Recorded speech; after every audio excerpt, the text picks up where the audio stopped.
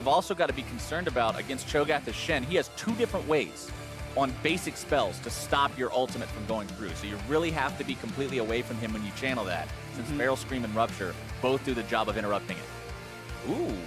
Okay, Dignitas bringing out the Twitch. Yeah, well, we know that there were a lot of AD carry bans. 5 AD carry bans, and doesn't want to do Jhin against Taric, Zac, Shen. So pulls out a hyper carry. Team Dignitas has been able to neutralize early games in order to get the items. And I think Twitch is good with Thresh, generally speaking. The Lantern can definitely help. The fact that he doesn't have a huge amount of mobility on his own, but still not reliable CC for Team Dignitas. If they get the right setup, the Twitch can be spectacular, but they're going to have to land their skill shots. Exactly. Twitch just needs to be able to get that free firing time, be that hyper carry. But I am glad to now see them lock into Jhin. We have seen Jhin picked into like multiple tank comps a couple of times already, and it just doesn't feel good at all, really. So opting away from that and instead adapting. And the adaptation from Dignitas is another thing that I've really enjoyed watching recently. This team, I was talking about it earlier, I think with Azael, about how a lot of times when you see a team that's around the middle of the pack, if they're playing up against another middle of the pack team or even a top team, sometimes they'll just play reactively the entire time. They'll just say, okay, how can we respond to this? How can we stop this from getting out of control? But Dignitas just seems so decisive these days. They seem like they really have a game plan and they're sticking to it. And that's a lot of fun to watch. Yeah, and it's not like they're just drafting off the tier list. Because you look at these team compositions, and they are completely unique to the Game 1 champions. 10 new champions in this game. Well, here we go. Second round between Dignitas and Cloud9. C9 got to find the win here if they want to keep this series alive. Otherwise, Dignitas will take another 2-0 against one of the usual top contenders in North America. Granted, they might not be at the top of the standings right now, but still one of the teams that's in viability for playoffs. And if Dignitas can go through the back end of Summer Split here and just 2-0 all the people they might go up against in playoffs, that's a really good omen. It's such a statement, and it would give them so much confidence. And yes, C9 is on the lower end of the playoffs right now, but they've been to the finals 2 splits in a row with pretty much the same roster. You expect C9 to be up there at the end of the splits just based on their reputation. You think they're going to be able to pull it together. See if they do an early invade here with the Taric. Taric's stun can be very good at level 1. It's been recently buffed to do 100 damage at rank 1. Yeah, the base damage on that thing is insane for the first level, especially if you end up getting into a situation where your opponents would face check you during the level 1 and he gets it off onto multiple people. It's just a nightmare. So very understandable why Dignitas doesn't want to try anything cheeky moving into Cloud9 territory at the beginning of this game. Instead, just taking defensive positions, throwing a couple threaded volleys in there. They walk up to the bush, but they've zoned their opponents away enough to not be in danger.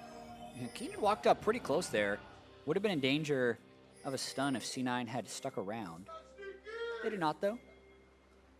Dignitas thinking maybe they can find something here in this tri-brush. It's not warded just yet, so Cloud9 giving the leash. We could see a late invade here by the bottom lane. They're trying for a super leash on Zac. And Team Dignitas just wants to push him back. They're hoping to just reset the red buff rather than anything else. Really want to stop this super leash, but Contractz moves over in time, finds his way onto it. He'll secure that as Ssumday gets smacked around a little bit by impact. Low HP for now, but what you got to remember about Cho'Gath, he gets a lot of regeneration by killing minions. Yeah, but he's going to need a lot more there. I mean, he's got Doran's ring start, and Shen's early trading with his Q will outpace Cho'Gath's early trading with his E. So Impact wanting to play this matchup. Shen not known as a lane bully, but neither is Cho. So if Impact can get a huge lead in the lane here, could really put Ssumday in a deficit. Big boost in the fan vote for Dignitas in game number 2 after the performance in game number 1. They were at 20-something the first time around, now up to 40. So got some more believers as Shrimp makes the level 2 gank at the top side here onto Impact, getting down multiple auto attacks at point blank range, and you know how bad those hurt when you're up against Graves. Yeah, time the gank to try and relieve some pressure, but Contractz had that super leash. He's level 3. 1 level up over Shrimp, but Zac versus Graves isn't really a 1v1 fight that Zac wants to take in almost any situation. Shrimp getting himself back into his own jungle. Contractz still hangs around. Impact using the TP to get back into lane after healing up. Doesn't really have a lot to work with here. I mean, you're still talking about a Dorian shield and a potion, so the gank came so early he didn't get a good back. Yeah, the question here will be, can Shrimp not fall too far behind the jungle after giving that level 2 gank? Because it was pretty necessary to help Ssumday out, and it set Impact back a little bit. So Impact was smart enough to save his skill point at level 2 to be able to skill the taunt, but as far as taking trades, you would want to be able to go W second on Shen to block auto attacks in melee versus melee trades. I think that's what Shrimp was hoping he would do. Very nice death sentence on the sneaky from Adrian. As Contractz, again, shows up into the top side, taking the gank onto Ssumday, who flashes away from it, but Stretching Strike will still find the mark. As the taunt comes in from Impact, and Ssumday is not long for this world. First blood over to Cloud9. Oh, Zach, don't even have to land the E to get that Q onto the opponent. Ssumday flashed early. That meant the rest of the CC could line up, and both Impact and Contractz save flash, so they can do that again. And let's not forget, you don't normally have to land Q either. Just throw it at a minion, then right-click the guy.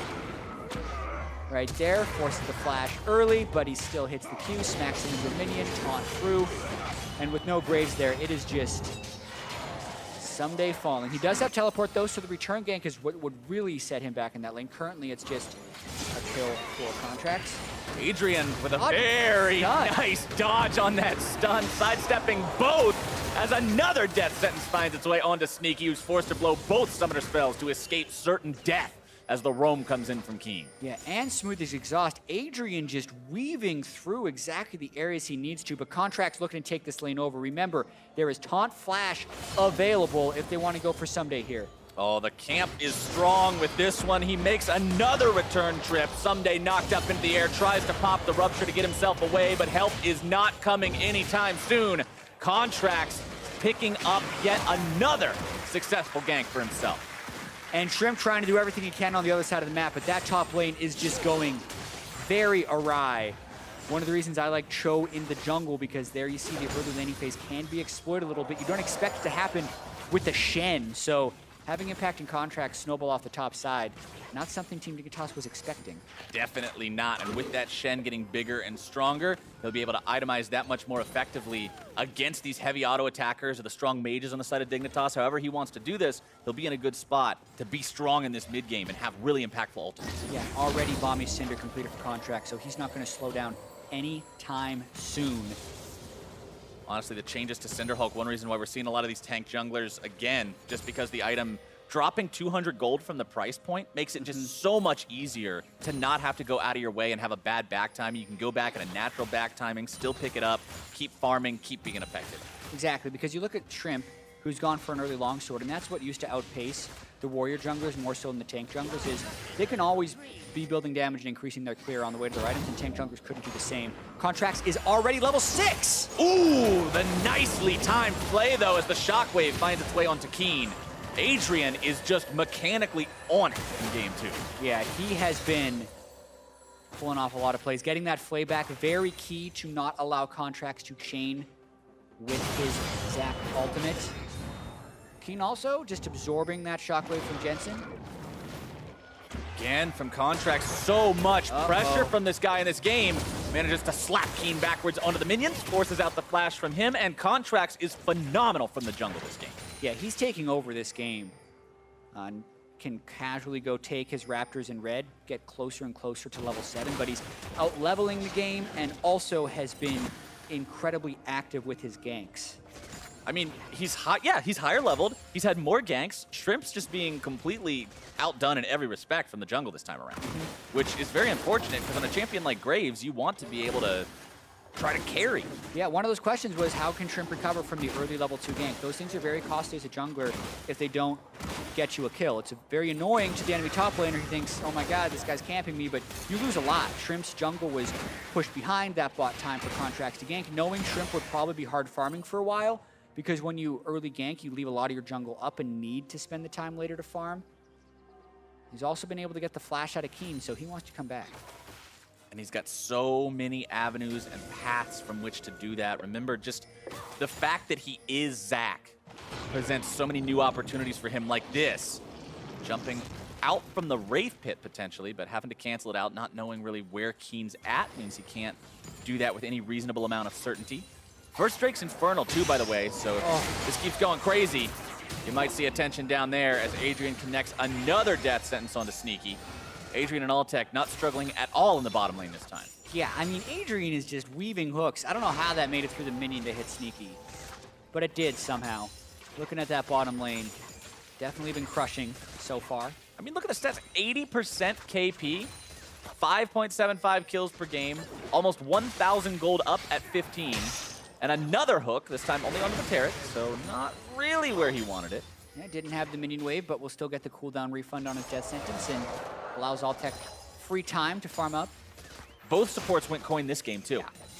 I'm glad they're catching on because you just got to mouse over the gold and say, he's got way more. It's like, this thing gives me 500. This gives me 1,400.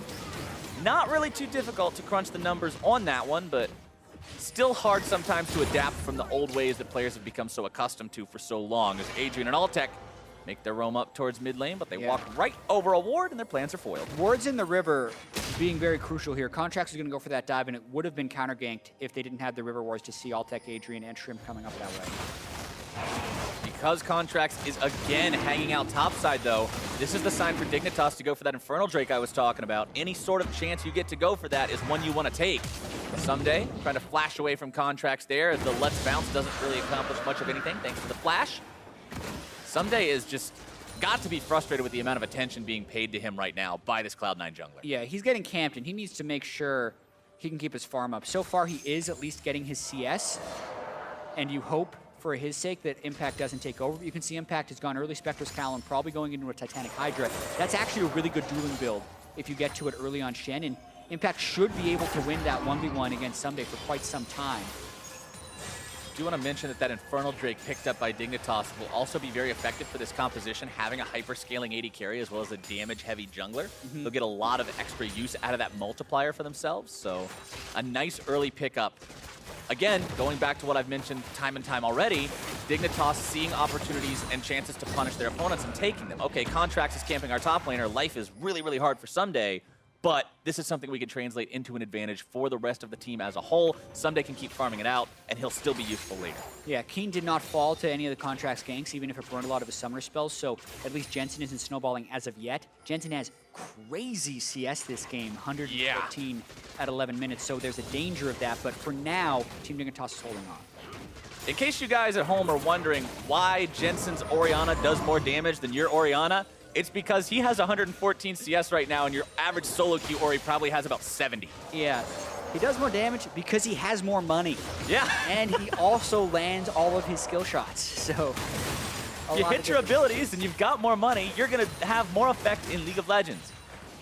What a crazy concept, as Jensen with his blue buff and all his money and all his skill shot accuracy continues to farm up, get closer and closer to that Morello Nomicon.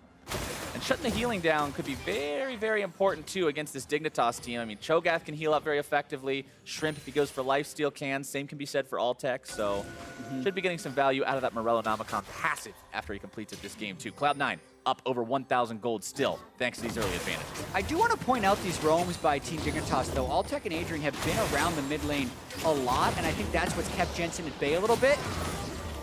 Once again, that's a play where they would have gone all in on Keane, but Altec was right there. And even with all the roaming from Adrian and Altec, they're still doing well in the bottom lane. So stand-up performance by them so far.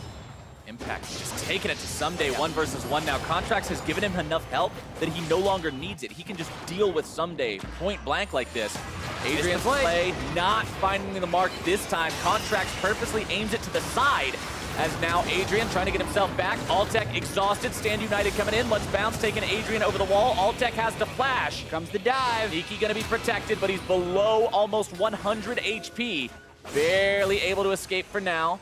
Smoothie and Impact getting themselves back as Shrimp goes over the wall, starting the fight back onto the Zac here as Contractz jumps back in. Contractz now leading the charge, and Shrimp will fall 4-0 Cloud9. Yeah, Shrimp hugely overconfident towards the end of that because they had already lost Adrian, and Shen had already ulted down. Ssumday wasn't coming, so don't E over the wall into the whole team.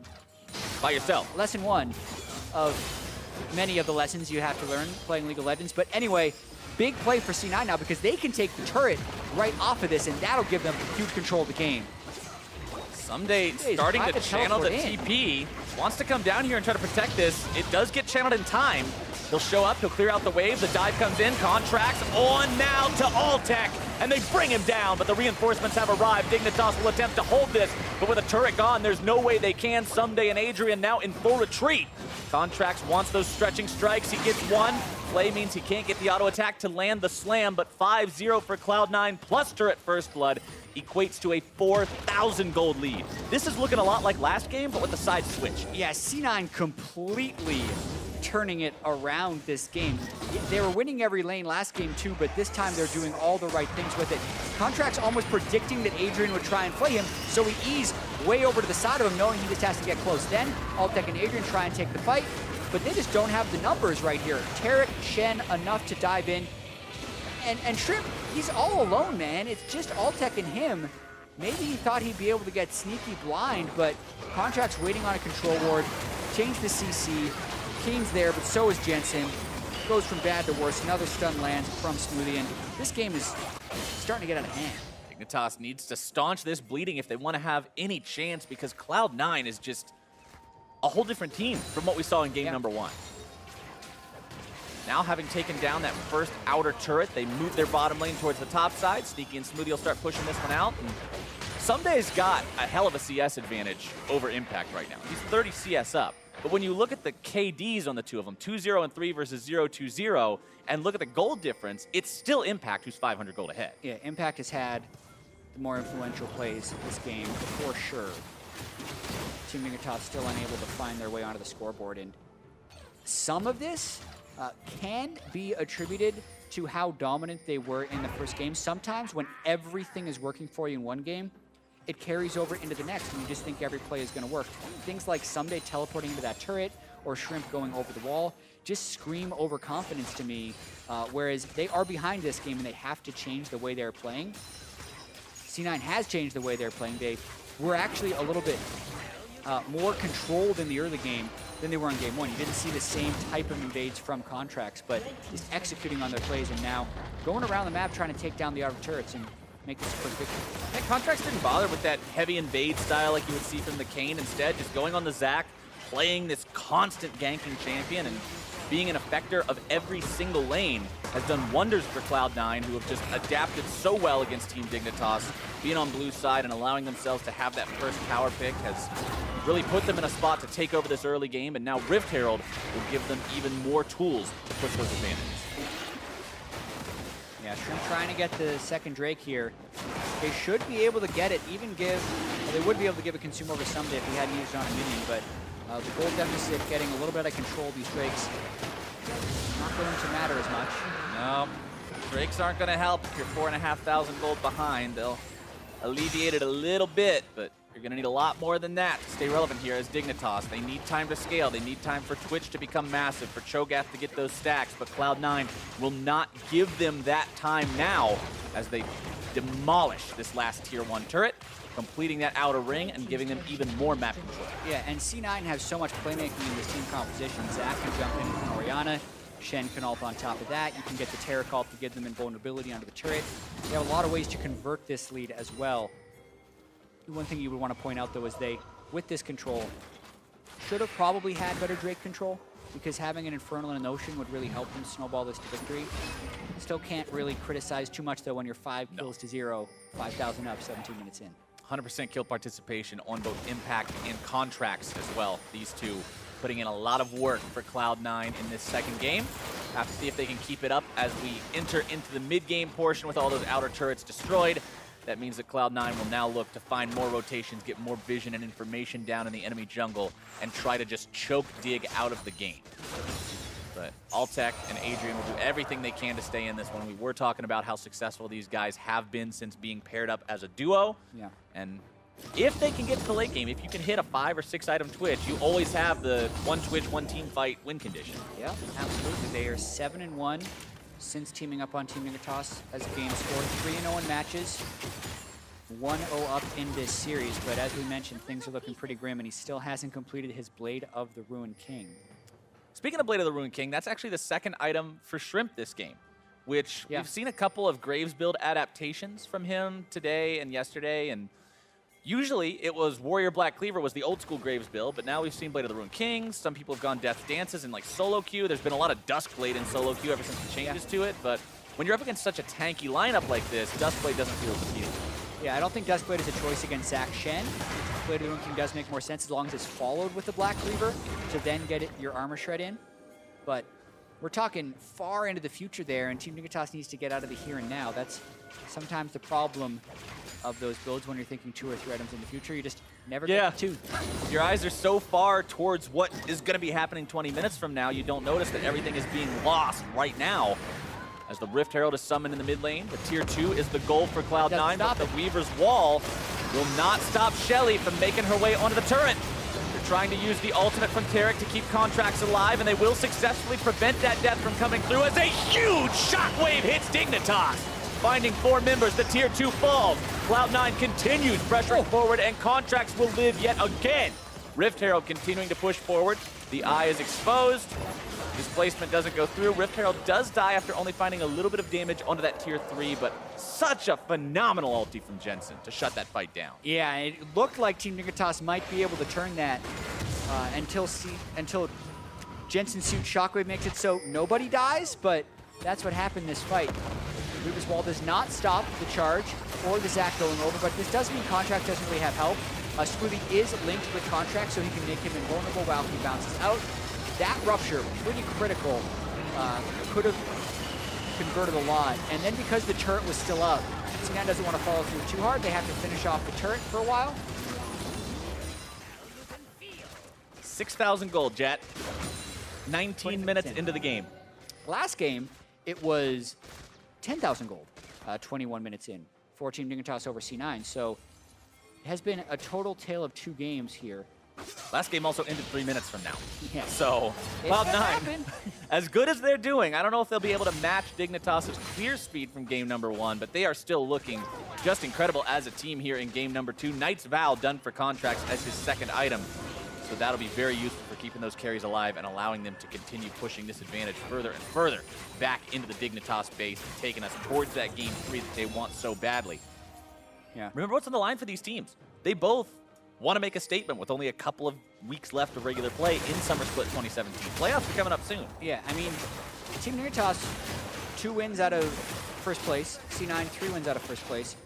Even if you're not getting a first-round bye, getting a higher seed in the playoffs is pretty huge. Side selection can be very important in playoffs, not to mention if you're the 3 seed, being able to play against the 6 seed, really good. We know how deep the top of the standings is this year. You got TSM, COG, Immortals, C9, Dignitas. There's a lot of teams up there. And then, even though Envy has shown a lot of big games, they are not considered in the same tier as the rest of these teams. So you'd want the number 3 seed if that means an easier early round matchup. Absolutely. It could be the difference between the ticket to the semifinals or not. Impact continuing to pressure onto Ssumday. As the mid lane finds itself under siege by the rest of Cloud9, Contractz jumping in onto Adrian there, finding the stun. Smoothie facilitating that one as the death sentence works back onto Contractz, but he is just so tanky. Yeah, I mean, Knight's found into Tabi against a Graves who doesn't even have Blade of the Ruin King or any armor shredding potential. Not going to be doing much as Team Dignitas. And C9 making the rounds, can still move towards Baron, but I think they want the outer turrets first if possible. Also knowing the Infernal Drake is up in a little bit and they haven't controlled the Drake that well so far, means they are fine to take their time. And this is another case of evidence of the same thing you were talking about last game, Jatt, where you said this patch and the tendency towards these heavy tanks, if a team gets really far ahead, they just become unkillable before you can stack all their penetration items and different damage types. And everything becomes so difficult in terms of stopping their momentum, and now Cloud9 will equalize the Infernal Drake. Yeah, gold lead only getting bigger from here, 6,000. Still have to worry about Altec scaling to the late game, but C9 doesn't have to worry too much about that. Oh, very nicely done by Jensen.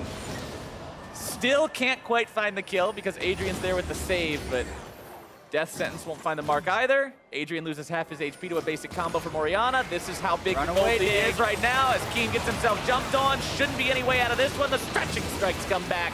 Keane somehow still keeping himself alive as the Taric ulti provides some safety for a moment. Jensen grabs the kill onto Adrian, and Cloud9 goes 1 for 0 there. Yeah, Ssumday even teleported in, had to back away immediately as Impact matched. Now C9 can try and force a 5v4 onto this Baron. They already have control wards and have forced a few recalls. Shrimp not really in a spot where he would want to try to steal it either.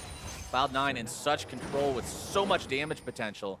Shrimp goes in even a second too early. They can just blow him up and shut down any steal opportunity that may be available for Dignitas. Altec wanting to push up, just try to create some kind of thing that Cloud9 has to answer, just buy some more time for Dig. But this is a one-item Twitch. Yeah, he's not very threatening yet, still farming up. And I'm a little surprised C9 didn't go for immediate Baron priority right there. They were a little bit low. Ooh, that would have been a kill. Oh yeah, would have. Jensen pretty strong here, and 1,900 gold in his pocket, ready to go shopping. But desynced recalls here by C9, and this is a minor annoyance because they are up by 5,000 or 6,000. But if everyone else is going to recall, you need to recall as well so that you don't delay your Baron setup by 20 seconds. Picks up an ADC large rod and is still walking back with 350 gold. So he's not using that wave that he picked up in the mid lane at all for this next push. It just seemed like he wanted to greed out a little bit, make sure he got all those minions. Yep.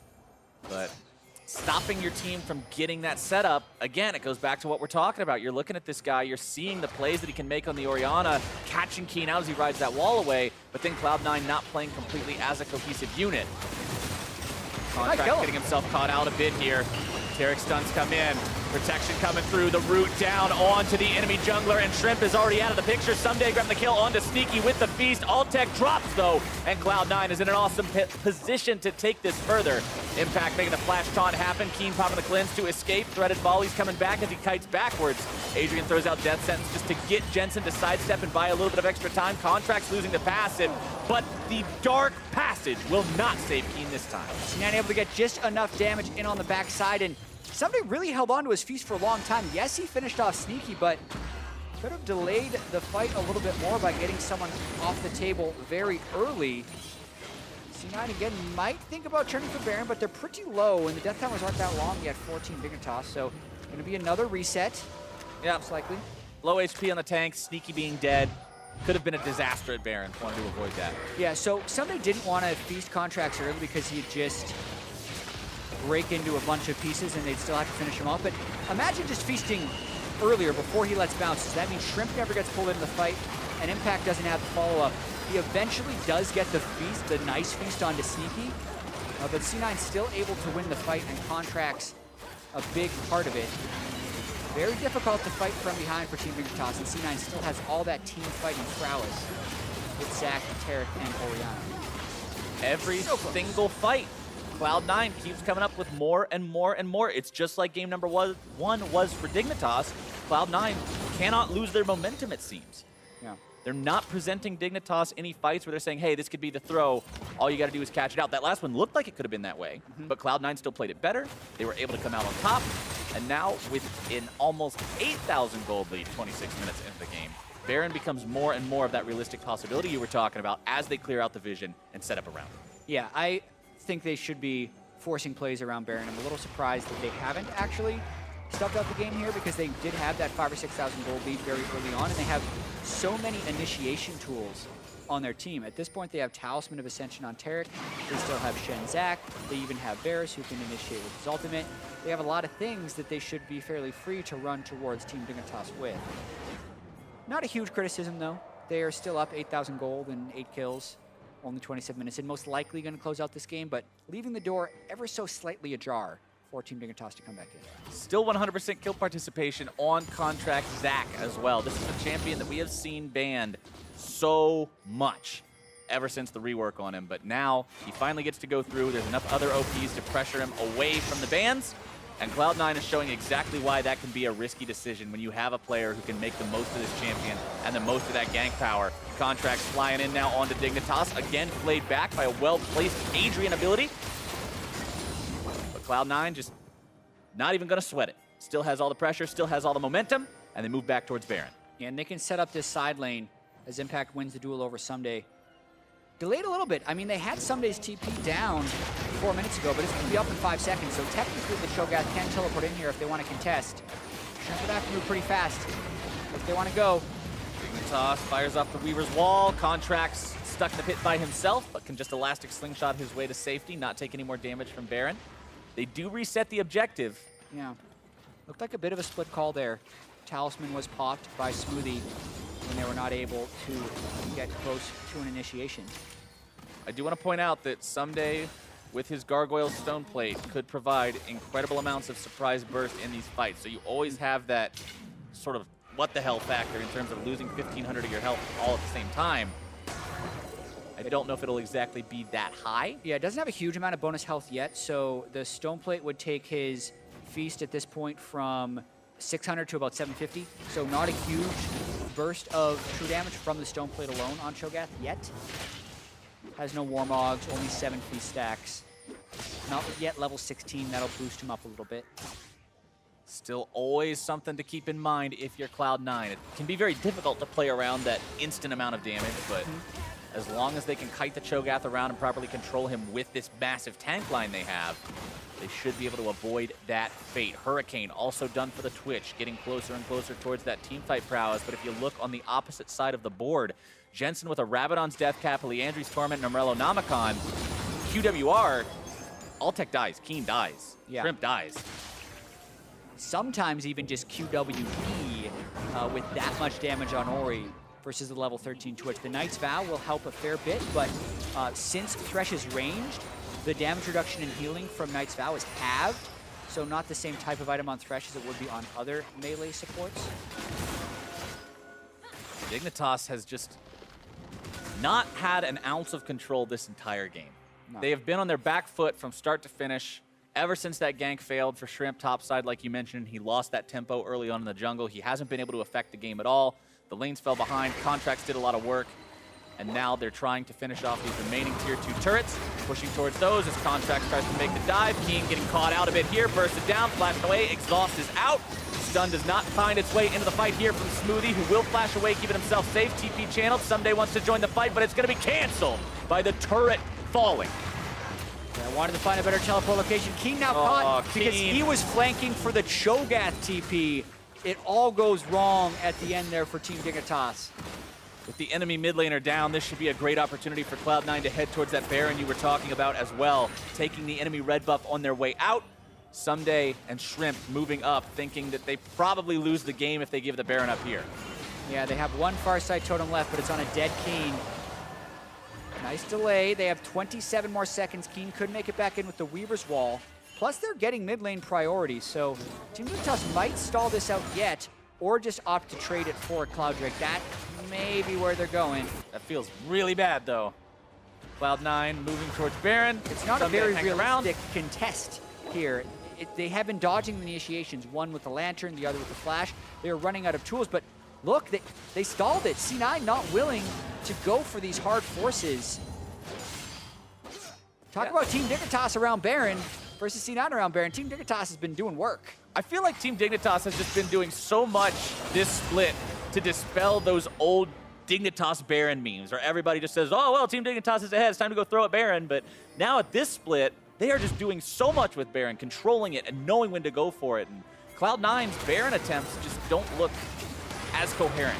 Yeah, like here, Keane gets hit by the Zac Q, but flashes back, and then Lantern's back. So at this point, you're almost wanting to call it off. Should have teleported on the cannon minion if you're Ssumday and you want to get in there, but instead teleports on the turret. There, Keane's now caught below. Contractz jumps straight on him. There's no Cho'Gath to help heal. Blast Cone is taken away. Nice pick, but it doesn't turn into anything else other than just the kill on the turret. We now have Ssumday hitting level 16. Gonna empower his Feast a fair bit because he has more bonus health just from hitting level 16 and getting rank 3 on his ultimate. And still, C9 have yet to secure Baron. Yeah, they do secure the Cloud Drake, so the Drake count is tied up between the two teams now, so when Elder comes online 6 minutes from now, it'll be an equally powerful buff for both sides. But Cloud9 with a 9,000 gold lead, 32 minutes into the game, still very comfortable where they are, still very confident in their ability to win a team fight, but you just always have that little bit of doubt in the back of your mind about the fact that they haven't been able to make any more major steps towards winning the game in the last few minutes. Yeah, I mean, they've only suffered one death. If they end up getting Baron and closing it out, you look at the scoreboard, see this is a totally controlled game. But for a team that has a bunch of standout players but hasn't necessarily been able to put a standout record in the standings, this is the type of thing they need to be able to do better. It's definitely the difference between a mid-tier team and a top-tier team is being able to make those macro calls, those team-wide movements. and say, look, we may only have a small window to accomplish this, but we should be able to get this objective. Altec now jumped on. Contractz starting up the fight, taking out that enemy Twitch is going to be huge, and Cloud9 finds their pick. That might be the one to do it, trying to get mid lane priority, but not in range for Adrian's Lantern. Lock down another pick for Contractz. And where does C9 go from here? Do they wait to peel back and set up Baron, or do they try and dive knowing Twitch is dead and they have a bunch of tanks? Trying to set up the move onto the mid lane tier 3. Contractz showing away the rest of Dignitas, taken down low. Taric ultimate comes in. Cosmic Radiance will protect these guys as they lay the pain onto the inhibitor. Backing themselves up, but still auto-attacking on their way out. Hook only finds its way onto the minion. Adrian now brought down by the dominating impact as the shockwave finds its way onto Shrimp and burns him out as well. Cloud9 pushing into the base, Baron or not. Weaver's Wall will hold the line here for a moment, but the taunt comes through onto Keane. The cleanse used instantly. Jensen moving through to the side there as the Weaver's Wall does not fully go to the edge of the map. And Cloud9 continues pressing towards the Nexus itself, only now backing away. Yeah, no Nexus turrets. They get the inhibitor and a bunch of kills, extending their lead to 12,000 gold. Altec pushing up pretty far, and what's a 3v5? Cloud9 going right back in. Contractz with no fear. Altec dead again. Ssumday in the middle of everyone, trying to get one on his way out. The stone plate is not enough, and a double kill for Jensen should seal the fate of this game. Yeah, stacking up the kills. Finally, they'll be able to go for the Baron as Team Dignitas over-chased down the stretch there, knowing it was a 5v3, and C9 turns it around quite well. Now you can get Baron.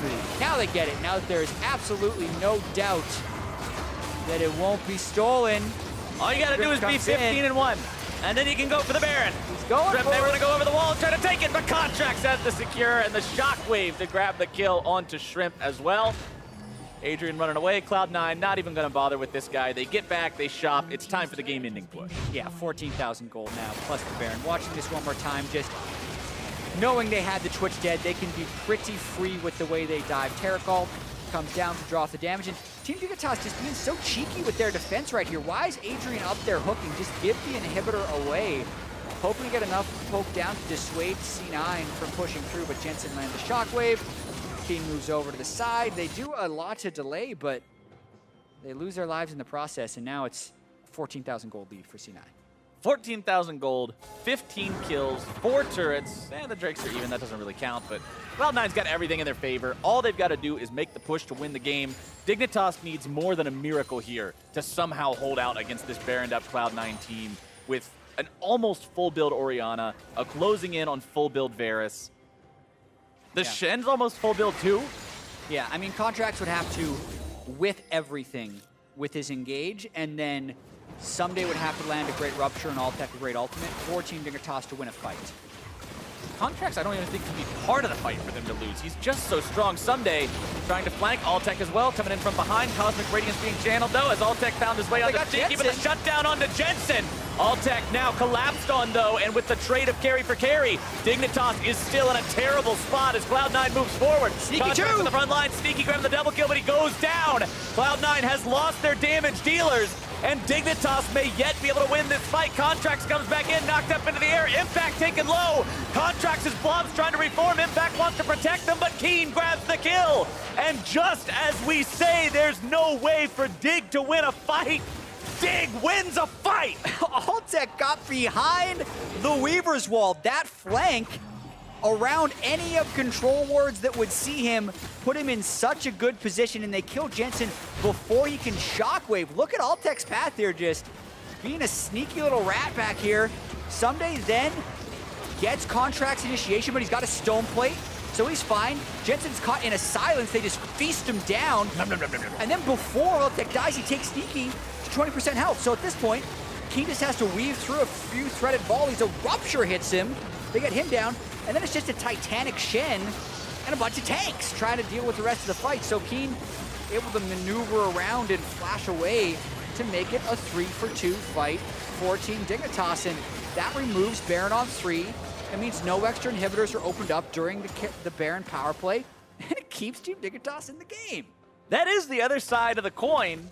when you draft these huge tank line compositions that can snowball the game if they get ahead early, if you do lose the 1 or 2 damage sources on the team, everybody else just kind of derps around and says, well, we can't die, but what do we do?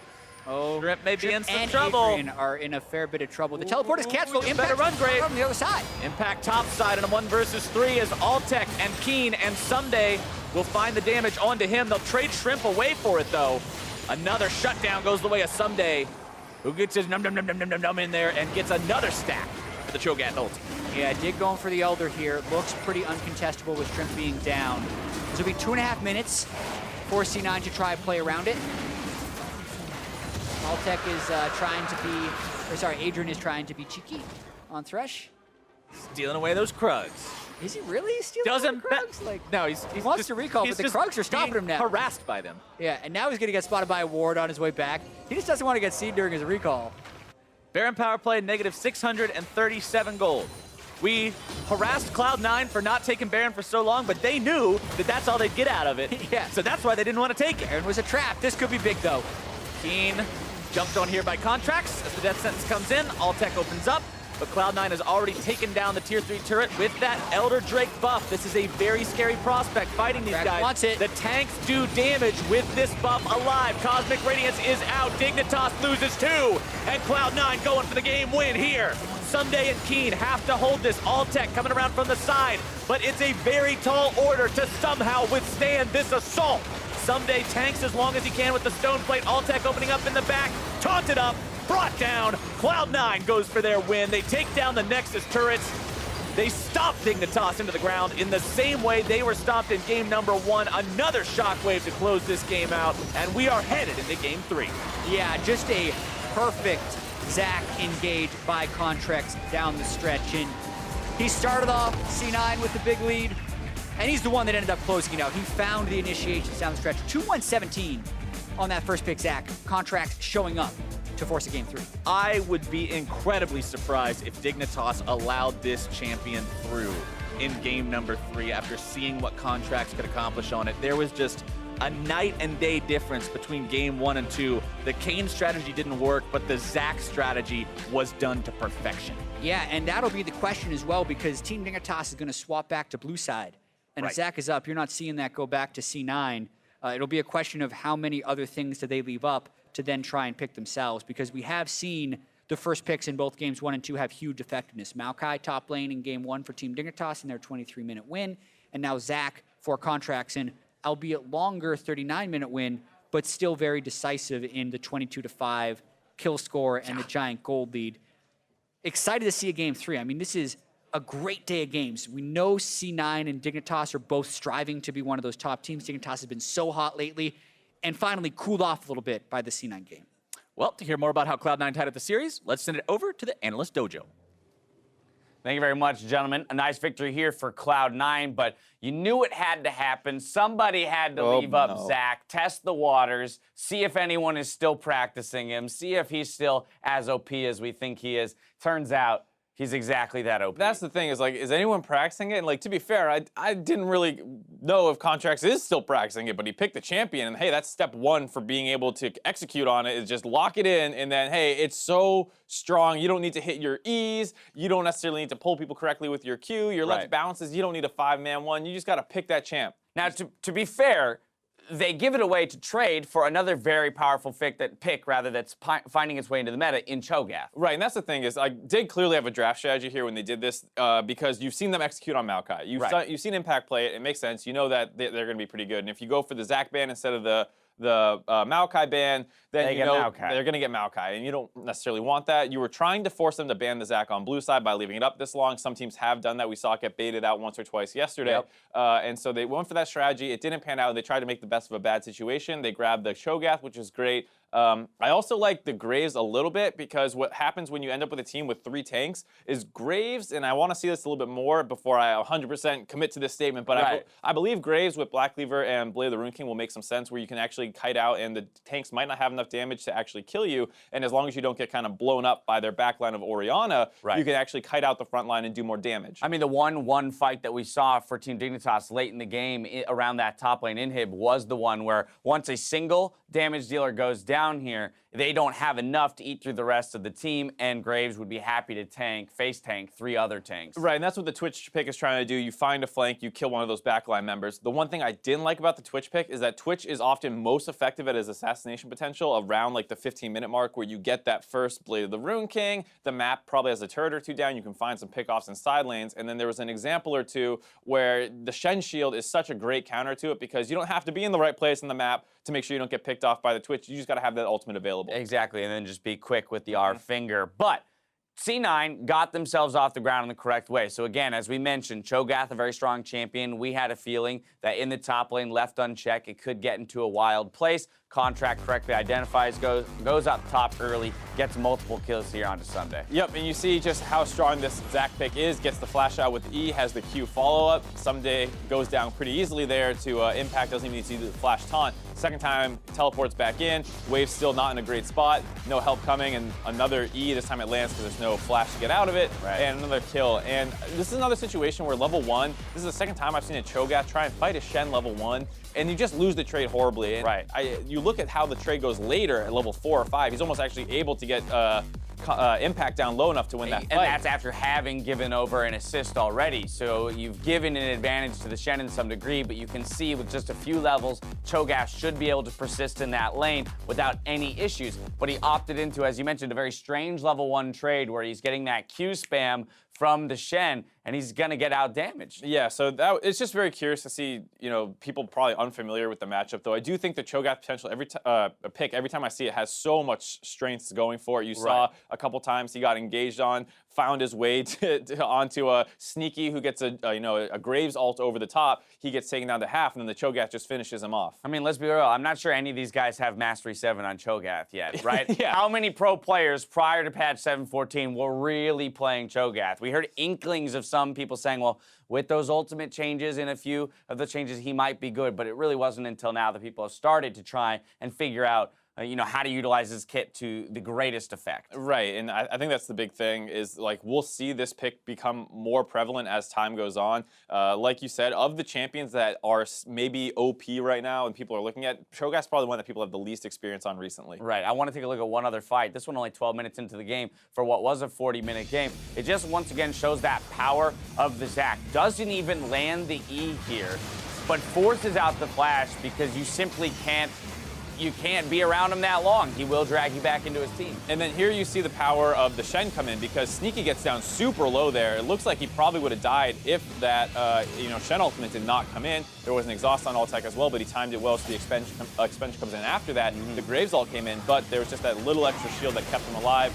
That's the first kill here, and then they just get a little bit too aggressive. Shrimp goes over the wall, gets collapsed on.